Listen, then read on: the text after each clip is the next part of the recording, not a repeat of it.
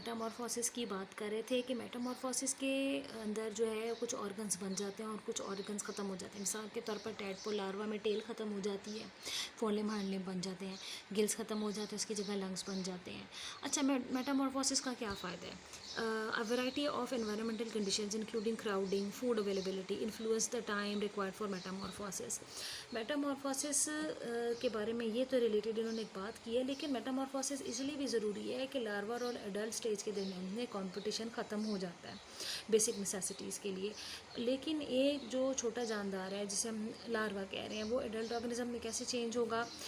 पता चले कि कितने ज़्यादा ऑर्गेनिज्म पैदा हुए हैं तो फिर उनमें कंपटीशन ज़्यादा है, फूड कितना अवेलेबल है कि वो ग्रोथ कर सकें, और जो टाइम रिक्वायर्ड है मेटामॉर्फोसिस की एक ऑर्गेनिज्म की एडल्ट में चेंज होने के लिए, जो जितना वक्त दरकार है ग्रोथ के लिए वो कितना है, और आसपास के इन्वायरमेंटल कंडीशंस कैसी हैं, पानी कितना अवेलेबल है। तो इस तरह की चीज़ें होती हैं। जो मेटामॉर्फोसिस का अमल है वो हाइपोथैलेमस से सिक्रीट होने वाले जो न्यूरो हार्मोन्स होते हैं, न्यूरो सिक्रीशंस उन्हें कहते हैं, उनके थ्रू होता है। अच्छा, हम ये बात जानते हैं कि पिट्यूटरी ग्लैंड सबसे बड़ा ग्लैंड है, और इसका पिट्यूटरी ग्लैंड का जो दूसरा नाम है वो एडिनो हाइपोफाइसिस भी है। इसकी एंटीरियर सबसे अगली लोब होती है।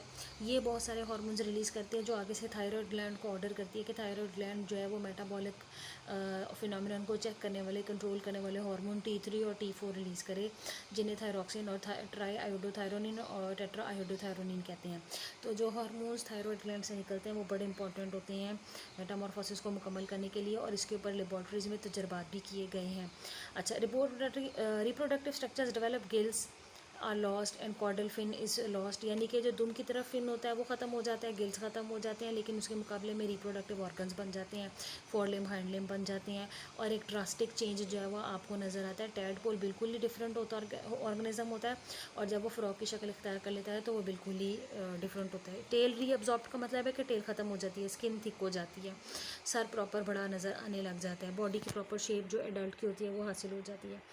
तो the mechanics of metamorphosis explains paedomorphosis in amphibians. Paedomorphosis हमने पहले भी कई बार पढ़ा है, बड़ी इंपॉर्टेंट टर्म है। इसका क्या मतलब है? पीडोमॉर्फोसिस का मतलब है कि अगर एक ऑर्गेनिज्म अपनी लार्वल स्टेज पर हो और उसमें सेक्सुअल मेच्योरिटी आ जाए, उसके सेक्स ऑर्गन्स तैयार हो जाए, तो उसको पीडोमॉर्फोसिस कहते हैं। सम सैलेमेंडर्स आर पीडोमॉर्फिक, कुछ ऐसे हैं because cells fail to respond to thyroid hormone, whereas others are paedomorphic because they fail to produce hormones associated with metamorphosis. Depend ये करता है कि एक ऑर्गेनिज्म पीडोमॉर्फिक कब होगा और कब नहीं होगा। अगर तो उसके कुछ सेल जो है वो थायराइड हार्मोन को रिस्पॉन्ड करना बंद कर देते हैं तो ज़ाहिरी बात है कि उसमें मेटाबॉलिक फिनोमिनन जो है वो चेंज हो जाएगा। तो depending upon whether the organism's body and its cells और the tissues they respond to thyroid hormone, वो कैसे उसके अगेंस्ट जो है वो अपना रिस्पॉन्स शो करते हैं। In salamander family paedomorphosis is the rule, यानी सैलेमेंडर में ज़्यादा ये बात है कि जो लार्वल स्टेज होती है उसमें सेक्सुअल मेच्योरिटी आ जाती है। In other families the occurrence of paedomorphosis is variable and influence by environmental condition. देखो सही बात है कि दर्जा हरारत बड़ा इंपॉर्टेंट है इनके लिए, थर्मो रेगुलेशन बड़ी इंपॉर्टेंट है, क्योंकि ऐसा से थर्मो रेगुलेशन कर नहीं पाते, ये एक्टोथर्म्स हैं। तो ये इंपॉर्टेंट फैक्टर्स हैं कि मेटामॉर्फोसिस के।